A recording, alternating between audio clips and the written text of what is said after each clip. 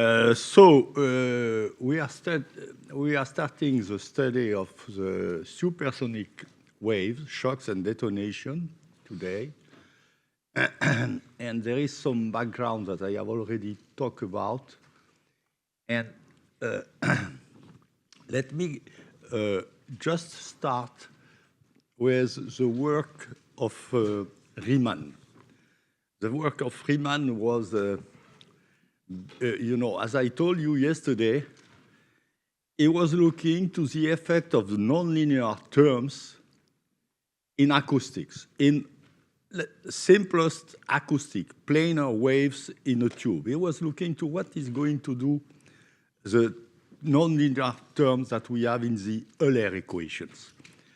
And he found out that this is going to produce a singularity in the solution, meaning that the solution is going to break down after a finite time. It's going to have a divergence in the solution. And this is a big, from a mathematical point of view, it's a very, very great result. So let's start with the simplest simplest equation, model equation, to understand why discontinuity is going to be built after a finite time. Just to understand that. So you consider this equation here, a simple equation, where you have a nonlinear term here, which is like in fluid mechanics, u du over dx, but let's look to something more complicated, where A here is a given function of u. And now you look for the initial value problem that say at t equals 0, I gave an initial profile of the solution, and I want to see what will be, how it will evolve in time. So I want to solve this problem. The simplest case, clearly, is when the function A is constant. Why? Because in that case, the solution is simply a translation of without deformation of the initial profile. Very simple. So it is a propagation at constant velocity without deformation. Now, consider that now the term A, function of u, is non-constant. And the method to solve that was invented by Riemann is the following. The solution of any trajectory in the phase space xt, the solution of this any trajectory such that dx over dt equal a is such that du over dt equals 0 and dx over dt is constant. So that u, the solution, is constant along the straight lines x equal a naught, the initial value of a, time t plus the initial value of space. So this is this is called a characteristic line, you know. So if you know this, so this is now. If the initial profile is not uniform, you have, for example, bumble, and in such a way that the initial gradient of A naught is not 0, now you are going to have an intersection of characteristics, which means that the slope is differ from one initial point to another initial point. The slopes are different, so they are going to cross. But if they cross, at the point where they cross, you have two possible solutions. The one conserved along the first characteristic and the other along the other. So the problem is multiple value. So after a finite time, the solution becomes multiple value. And then I will give you some. So this is, I have just recalled now the methods of characteristic here. And now you start with a solution at x at t equals 0 in this form, like you know, you saw a bump.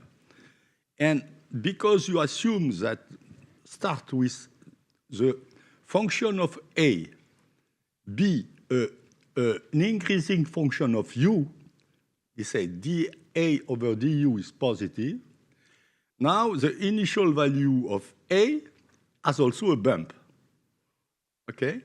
And this is going to bring a singularity after a finite time. In order to see that simply, as what does that mean? This simply means that, you know, when you look to the evolution of the profile, here is the evolution of the profile. One time, this is initial time, then later. What happened is that the point at the maximum of u are going faster than the point at starting with a smaller value of u. So you have a deformation of the profile, like it is shown here, and further, few time later, this profile, you know, for x at a given time, for a given x in some space, in multiple value. You have 1, 2, 3 value. So this is, in a sense, is what you see on the sea with waves. You have this wave deforming and with such shape and then breaking. It's what is called a wave breaking. The problem is now if you consider the problem a one-dimensional problem in a tube and one-dimensional flow velocity, you cannot have two velocities at the same place. That's not possible. So you are expecting to have somewhere, you have not expecting, you predict a finite time singularity, and here here is a sketch. You have T, you have R, and you have the different characteristic line. And at that point, at that time, corresponding to this point, you are here inside this curve. You are multiple value. The solution. It is easy to find out the time of occurrence of this singularity. It's not difficult. It is just an exercise. You look for the gradient. You obtain this using the characteristic equation. You obtain this solution in such a way that when the time is equal to the minus the derivative of the inverse of dA naught over dx here, you should have a singularity because this is going to 0, and so you have a divergence of the gradient. So this is what is occurring here. You see the gradient diverge. So, and you find out the characteristic time because in fact, the shortest time for that is when you look to the maximum of the slope, and it is here. Oh, excuse me. Okay. So now the question will be to get more information, and you say, okay, what is going to happen? it's not possible to have a multiple value. That's impossible when you have a flow. The flow has only one velocity, cannot be have two at the same time. So what do you are expecting? You are expecting a jump in the flow velocity. Okay. So if you are expecting a jump in the flow velocity, you can ask the question, what will be the propagation speed of such jump? This is a natural question. The same question as to say what will be the propagation velocity of a shock, for example. It's the same, similar. It turns out that this equation that you start from can be written in a conservative form, which will mean that the derivative is just the derivative, the time derivative is just the space derivative of a function, the flux, and this flux is easy to obtain here. It is simply the integral on u of au. You see? There's the derivative of g divided by u, au, and if you plot that, you have this form, conservative form of the equation. So this is called a conservative form. Now, assume you have a discontinuity. Assume that at first some time you have a discontinuity, and you ask the question: what will be the velocity propagation d, capital D, of such a step function of u? Good idea. So what do? You change variable. You take a variable relative to the propagation of this discontinuity, and you change variable in such a way the time assumes that you are steady, that the inner structure here is steady, that the jump is constant. So you look to such now, because you use the change of variable in such a way that the time derivative is simply related to d the flow velocity minus the the velocity of the shock times the derivative with respect to space, and this is the same. So you have to look out to such equation. This is easy. You can integrate. You integrate that. This in the frame, moving with the discontinuity that you have supposed that this discontinuity is moving at constant velocity. You do that. And you find, you are very happy. You say, oh, good, here is my solution. I know the propagation of such a step function. Okay? Okay? Now you will see that the mathematics are sometimes more subtle than we believe. Why? Because there is not only one solution for that, but there is a continuous set of solutions. Why? Just multiply this equation by what? By any function of u, not unity. And now you find another flow velocity. Propagation, excuse me, another propagation velocity, which means that the problem is ill-posed, is not a well-posed problem from a mathematical point of view. Saying, looking to looking to a steady state of this solution of this equation here has no meaning, because you have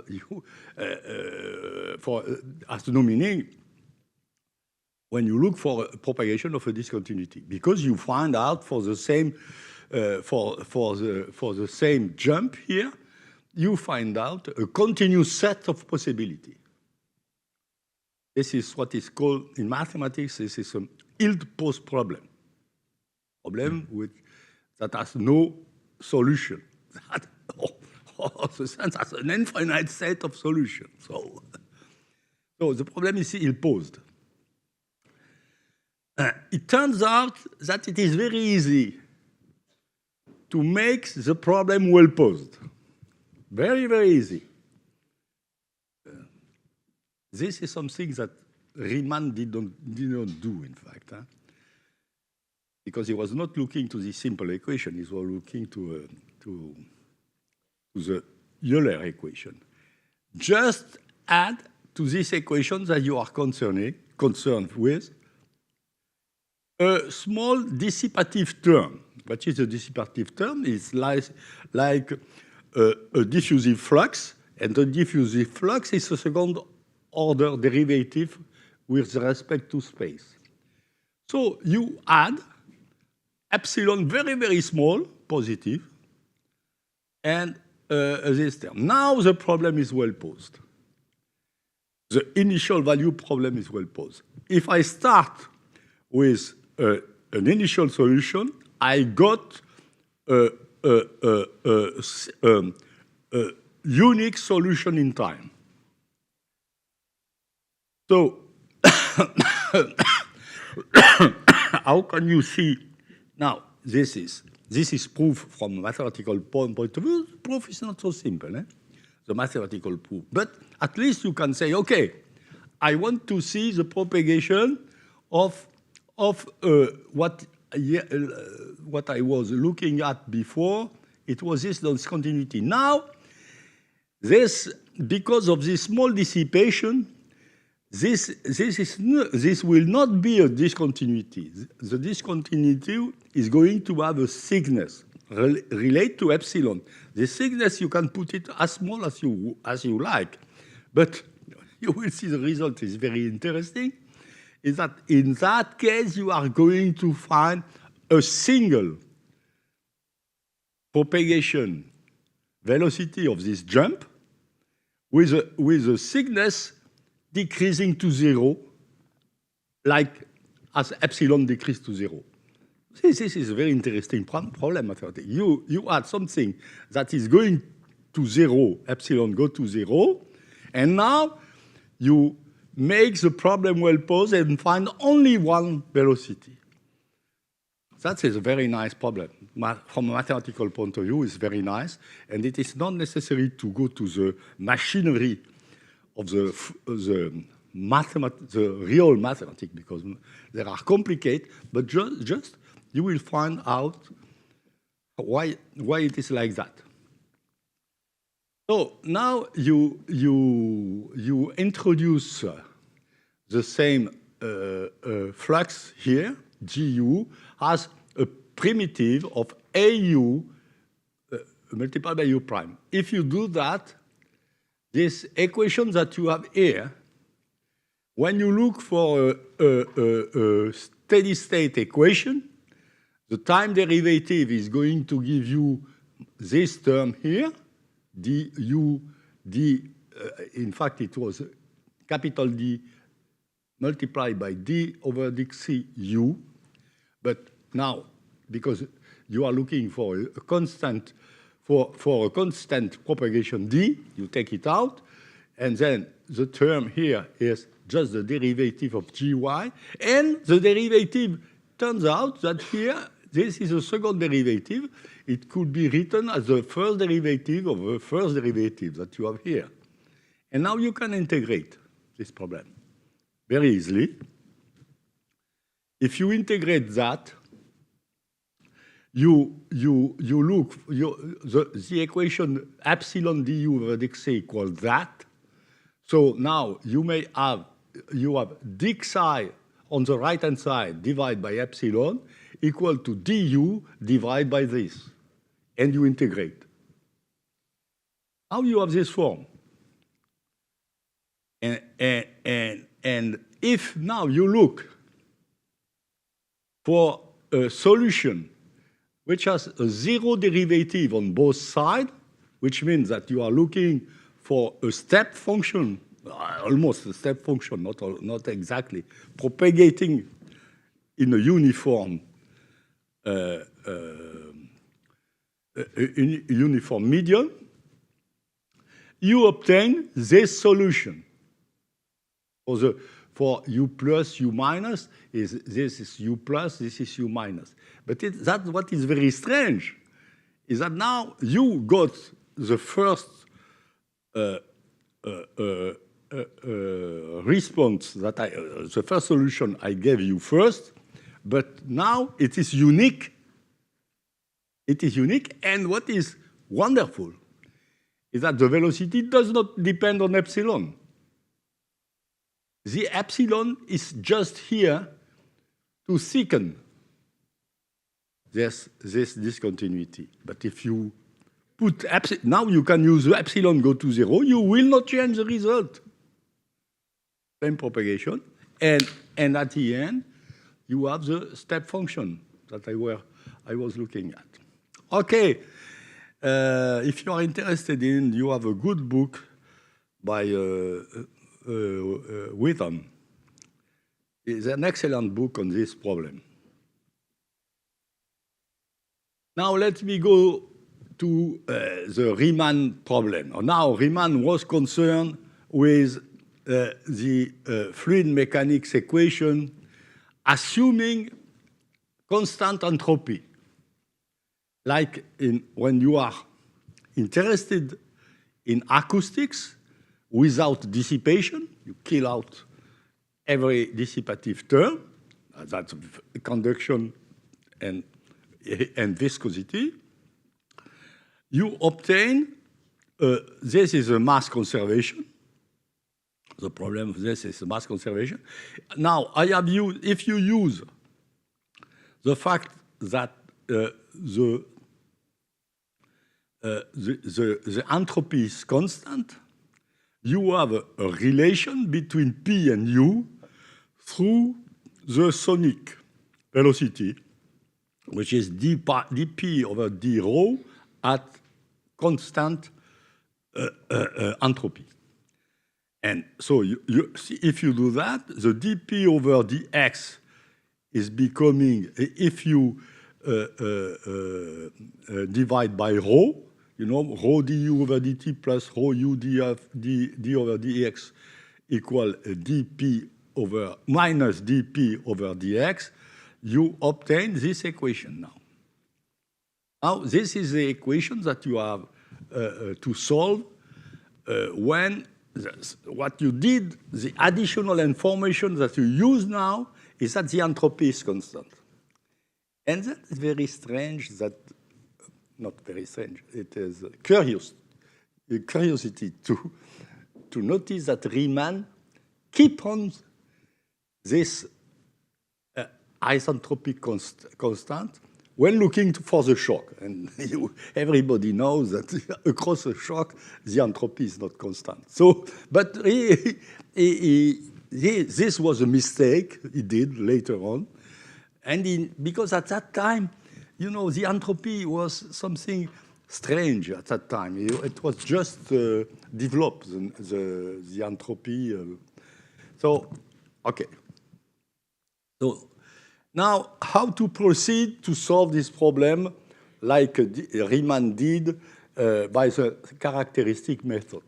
You multiply the mass by a function, by a parameter lambda, okay, and you add that to this to the momentum equation, and you obtain this equation here. You see, this is just you combine the two equations with linearly with the parameter lambda. And now you choose lambda in such a way that this term lambda, this term here is going to be lambda time. Where I am? Yes, that. You combine lambda in such a way that this lambda u plus a square is equal to lambda time this term. You do that, and you have a quadratic equation for lambda. Okay? When you impose this condition, and this quadratic solution has lambda rho is equal to plus or minus the sound speed. A, which is occurring here because of the entropy, constant entropy assumption. Okay, but what is interesting when you do that is that now you can put this equation takes this form, and you see you have the same coefficient in front of the space derivative in the two, in rho and in u. You have the same derivative, but you have multiplied. So now you have, when you look to this solution here, you have two characteristics. One, which is equal to which is correspond to lambda rho plus u equal u plus or minus a, and one is plus, the other is minus, and in such a way that the characteristics along which you are constant is dx over dt equal u plus a. When you take the plus for here, you choose lambda equal plus a over rho. The other is with the minus sign, is dx over dt is u minus a, because you know you have the same parameter, the same value here in front of the derivative. And this now, and this value is either u plus a or either u minus a, because you have this relation. And you can write that in a different way, which is written here.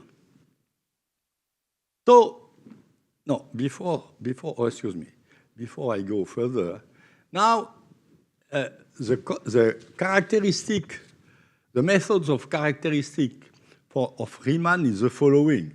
I have an initial condition, and I want to know what is going to be the value of the unknown u, for example, and rho, whatever, at x and t. I want to know what is the field that I alluded to. How to find the field? You have to take the characteristics starting from the initial condition C plus, and the one starting on the initial condition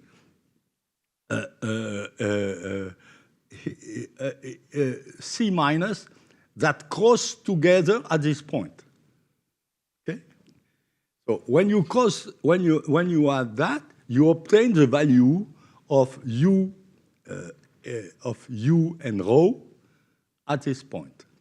And the constant value which is propagated along the characteristic C plus is this constant, is this, this is called Riemann invariant. It is written here, is 2 divided by gamma minus 1 a plus u.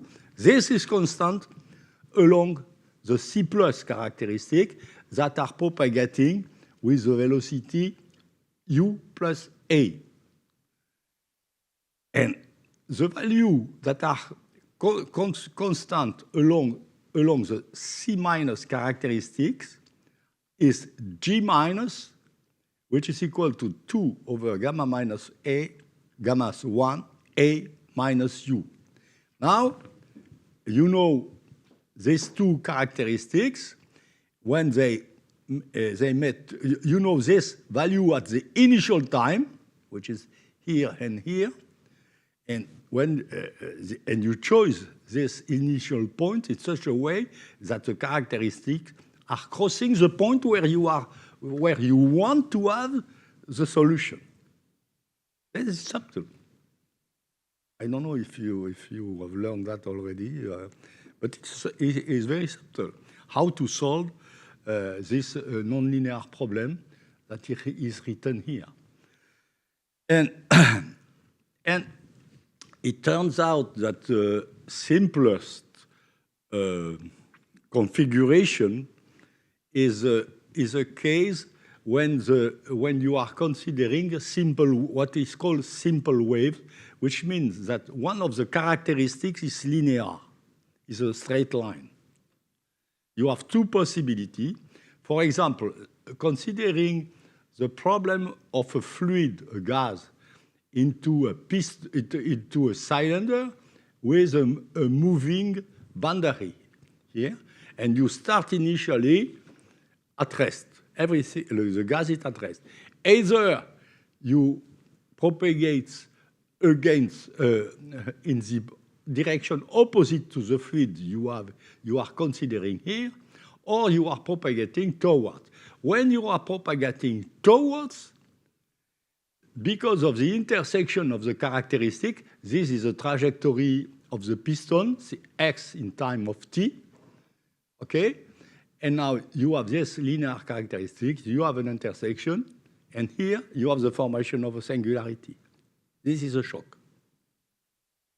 In the case where you propagate the piston in the other direction, let's say you are going in the direction opposite to where the fluid is at rest initially, in that case, you have what is called a rarefaction wave, which we're explaining, which is telling you how the expansion, that when you drive back the piston, how the decrease of the velocity that you are going to produce is propagated through the fluid. In the other case, it is a compression that you are going to propagate. You propagate the increase of the pressure, and here, and in that case, you produce a shock. There is no shock when you have a rarefaction wave. You see, this simple picture is show you that clearly. It's not necessary to go through very complicated math to solve this problem, to have a good idea to what is occurring, because we are going to need this vision of the phenomena in the next. It turns out that the problem is even simpler when you take a piston that initially is at rest, and you time zero, you put it at a constant velocity. So infinite, you have an infinite at time zero, you have an infinite acceleration. Zero, boom, non-zero, and constant. Zero, up, non-zero, in this, constant in this. And in this case, we have what is well known in the compressible fluid mechanics. We have a centered fan. You see here the centered fan. You have centered fan for the expansion. So it's easy to compute to see what is going to be the evolution of the fluid when at a given time, before the initial you are at rest, and at the time t you propagate the piston backwards. And in that case, you see, you have, this is the pressure or the velocity, here it is the velocity, which is decreasing linearly, you know, here, and with the thickness here that is increasing in time. You see, when you look to further time here, you see the range of the central fan is larger, so it increases with time like linearly with the time. This is a good idea to what happens when you take out a piston.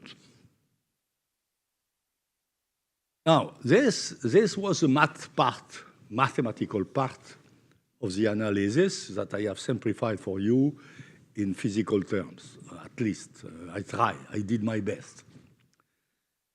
Let me go to a more simple problem that you must know already, which is called the Rankine-Hugoniot condition, which is what are the jump across a shock?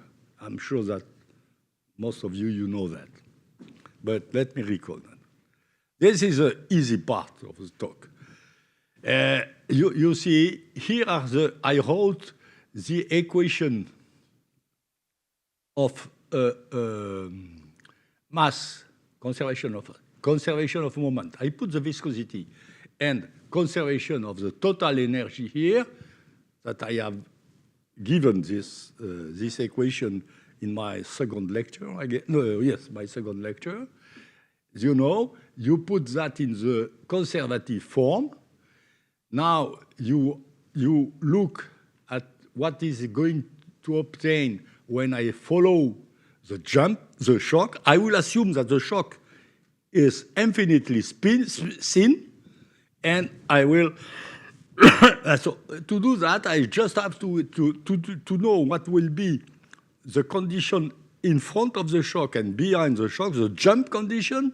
You just have to integrate that across the shock, because when you are working in the reference frame, moving with the shock. Okay. Now you have that the mass flux is constant here. Mass flux tells you that this is here. You have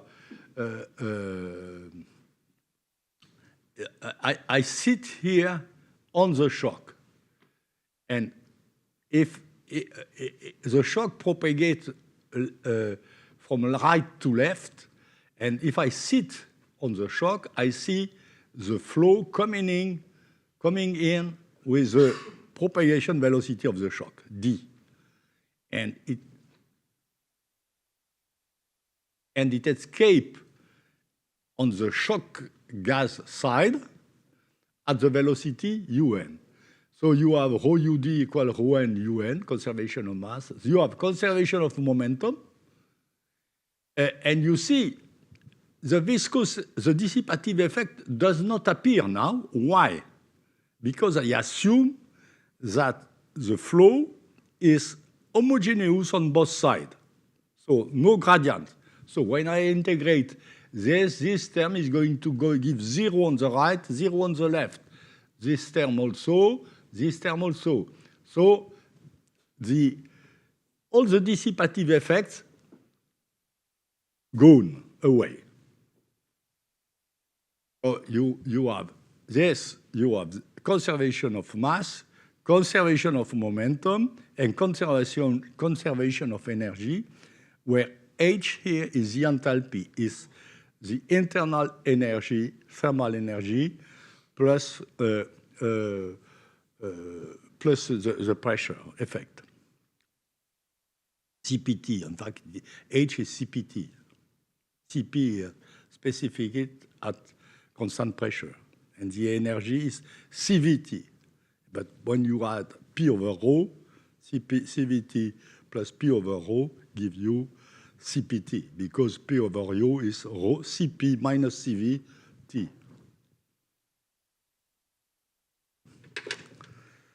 Perfect gas law can be written is in this form, where Cp is heat specific at pressure. This is heat specific per unit mass at constant volume. Okay, so when you add CVT plus P over rho, you obtain CPT. So this, I'm sure you know that, but it's good to refresh your mind. It's not too bad. So now you have this three relations: one for the mass, one for the energy, and one for the momentum, and one for the energy. You can put the energy. Finally, you can organize the thing when you put in the here, this equation momentum tell you that Pu minus Pn here is m squared 1 over un minus 1 over ue. Here you obtain when you introduce rho, the mass, here you use this, you introduce this in here, and you obtain this relation. And so this tells you how to write the enthalpy in terms of the pressure jump on the pressure. Now, you see you have two equations. Energy here is a relation between P and 1 over rho. Okay? This is the first relation. And you have the mass conservation, which is telling you how Pn, it's P, is going in terms of U, rho U and rho N. Rho N here, 1 over rho minus 1 over U. Such a way that you have a simple geometrical interpretation in the diagram P over axis P, vertical axis P, horizontal axis 1 over rho, volume. One thing that is worth to stress is that you can simplify these two relations by introducing, instead of P, a renormalized expression of P called capital P here, and the inverse of the density, which is the volumetric, specific volumetric. Okay. In the specific volumetric, you call that capital V, and the two relations that now are written like that, P plus 1 times V plus 1 equal 1. This is the energy equation. This is this equation. And the other equation for the conservation of the mass tell you that you have that P is linear in terms of the volumetry on the volume, specific volume in reduced form, and that the number introduced here is just the Mach number square. Mach number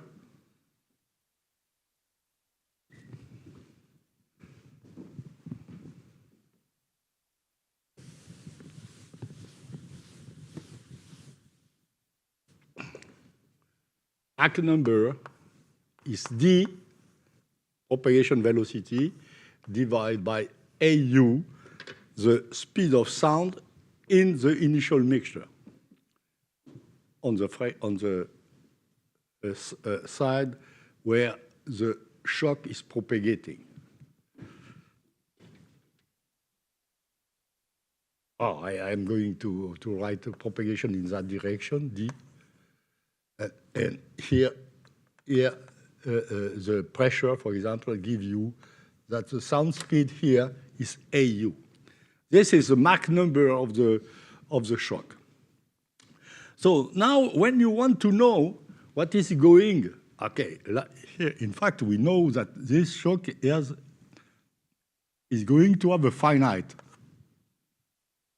thickness, but it turns out that this thickness is microscopic.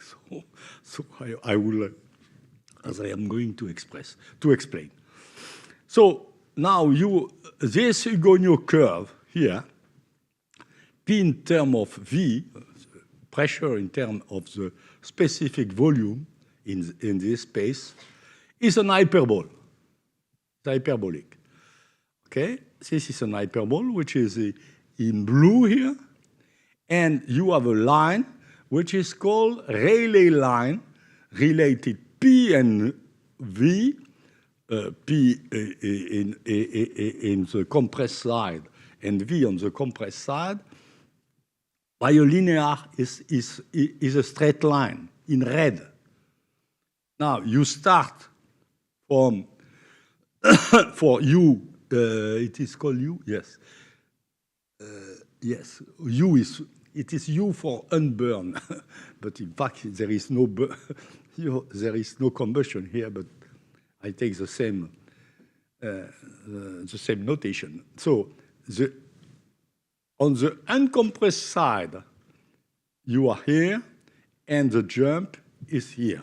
So you can compute easily what is going to be the jump in terms of the slope that you have here, which is the only parameter occurring in this problem.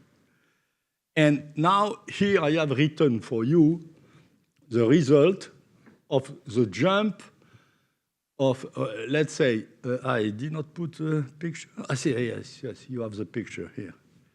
You see, so now the initial state is here. Here in this picture, the shock is propagating from right to left, and I am sitting on the shock, okay? So this is the initial state, U, for unburned.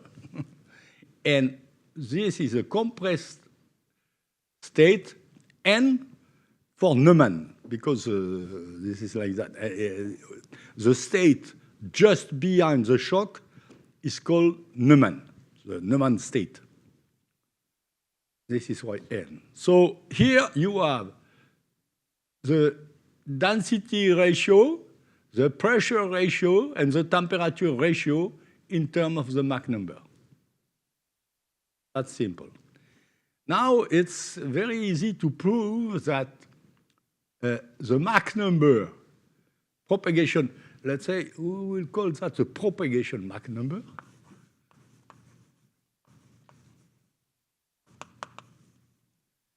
And now you may define also a Mach number for the flow on the shock side, compressed side, and you call that UN, Neumann. And so now you have the propagation Mach number, and you have the Mach number, the Neumann Mach number,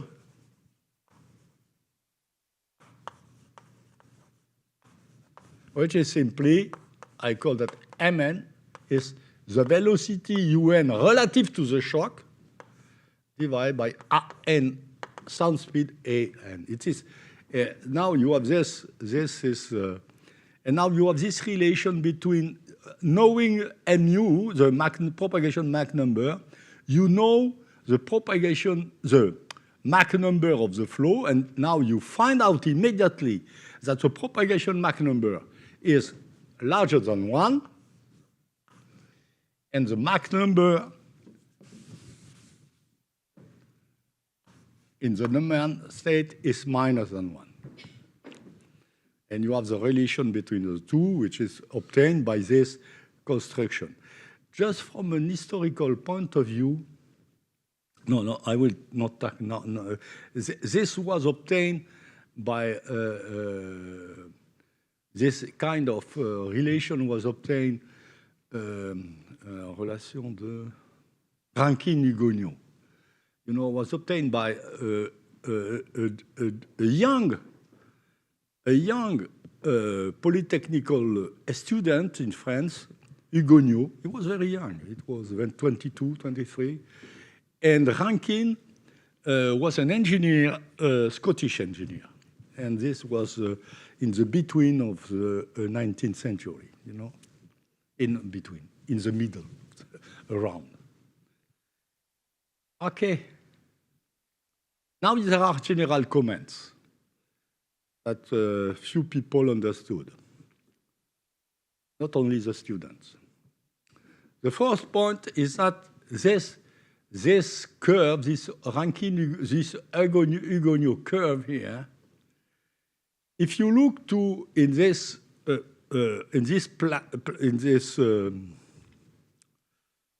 parametric space P1 over U, you look for the what are the isoentropic curve? It's P equal rho P power gamma, okay? And it turns out that these entropy curves are tangent at any point at the Hugoniot curve. This is one point. But the most important point is the following. that this Hugoniot curve is not a curve corresponding to a function, something function, p rho. You know, if you looked for any function f p over 1 over rho, you have a curve. You obtain a curve, okay? In the excuse me, constant. Okay, you can look to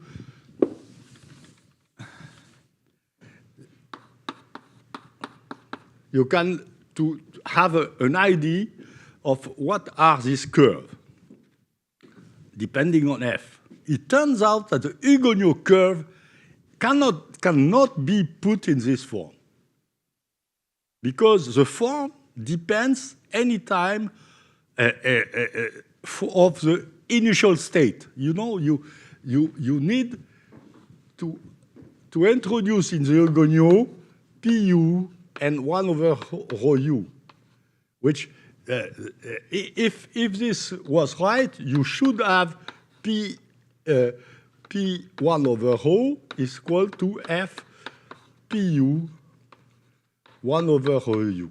Turns out that the Hugoniot curve cannot be put in this form. There is no f that is going to so the Hugoniot curve, for example, it depends on the initial state. In blue, you have the Hugoniot curve starting from the initial condition, and here in dot, this is the Hugoniot curve starting from the Neumann state. At the both, they have the same value on both sides, but the curve is different. It's not very, very important, but for the following, but it's nice to know that. Another point is that because there is no rarefaction shock, as I explained to you, there is no discontinuity. Don't try to find the jump relation in relativity. This depends on time. It varies on time. Okay, so because the size increases and so on. So forget about. Don't look for a rarefaction shock. Does not exist. Only compressible phenomena, compressible shock exists. And this is and more now. An important comment is that across a shock, the entropy increases. It is an irreversible process. Okay? So you cannot use constant entropy if the shock is moving, like did Riemann. Riemann, this was the mistake of Riemann. He keeps entropy constant even after the formation of the shock. You cannot do that. As soon as the shock change of intensity, the Mach number change, the entropy change. This makes the life more difficult when you want to solve analytical problem. Now, I will skip this, but you will have that written in this in your note. What is this? Is the 15 slides. Okay.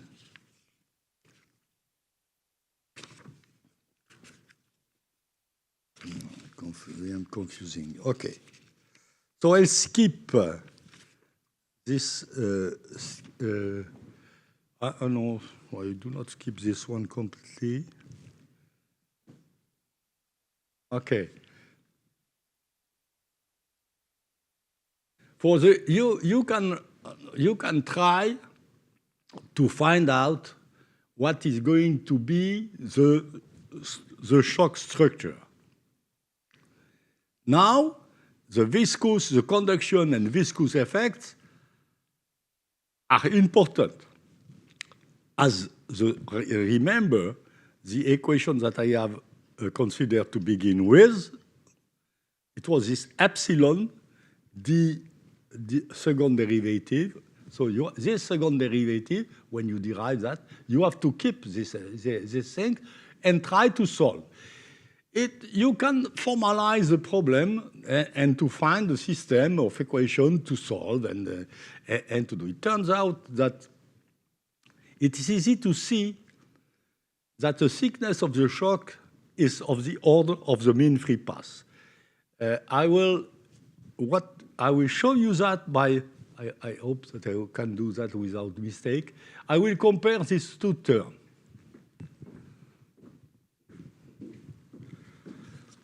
And to show you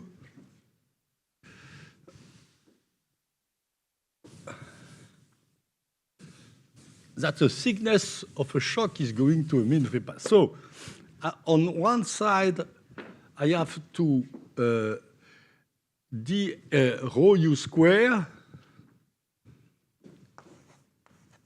and on the other side, I have d conductivity. It says lambda, for example. I use lambda. Yes.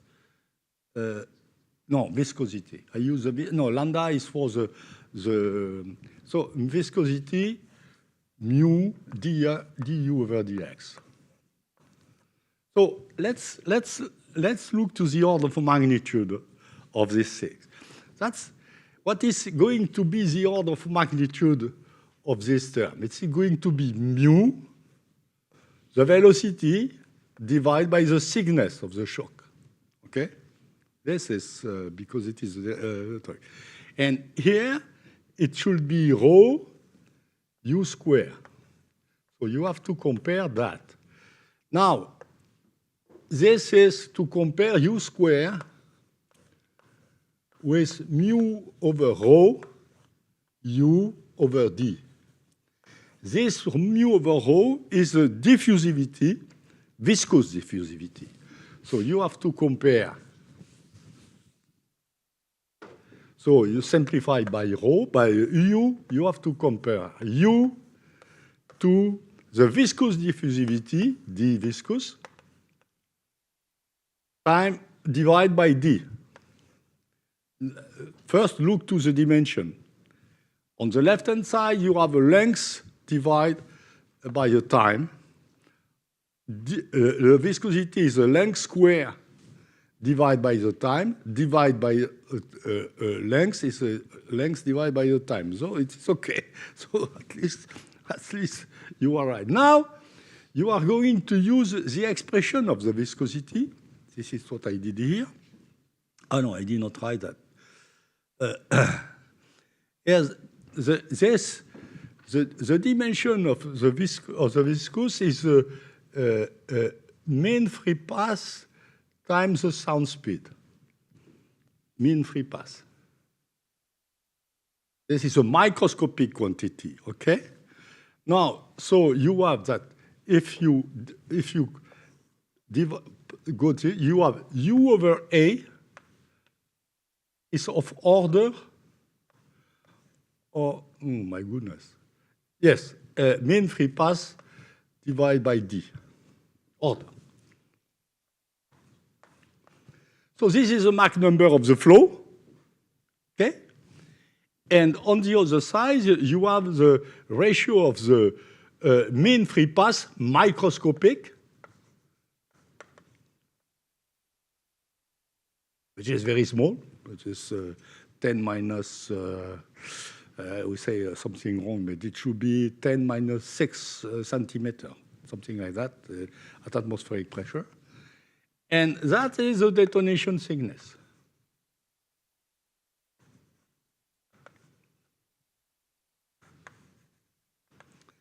This, just the order of magnitudes evaluation show you that. Now, what is the problem? Is that when you have a shock, now, how I write a shock propagating, where the shock is propagating from, now is propagating from left to right.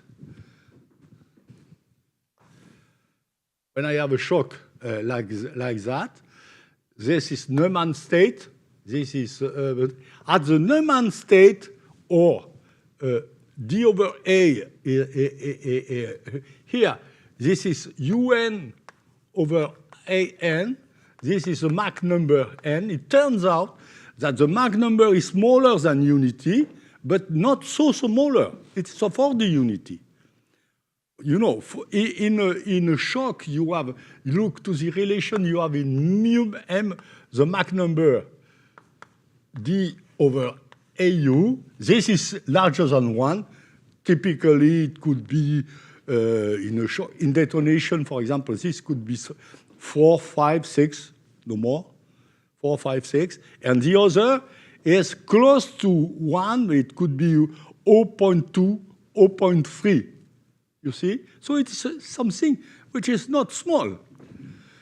So this is not small. This is very small. So D, the flame thickness, should be of the order of the mean free path. There is no, it's not necessary to solve what I did in the following, in this two following lecture, not slides. I solved completely the problem when the Mach number u is not far from unity. And now, when the Mach number mu is not too large compared to 1, this is called a weak shock. A weak shock is very close to an acoustic wave. Yes, the shock is very weak.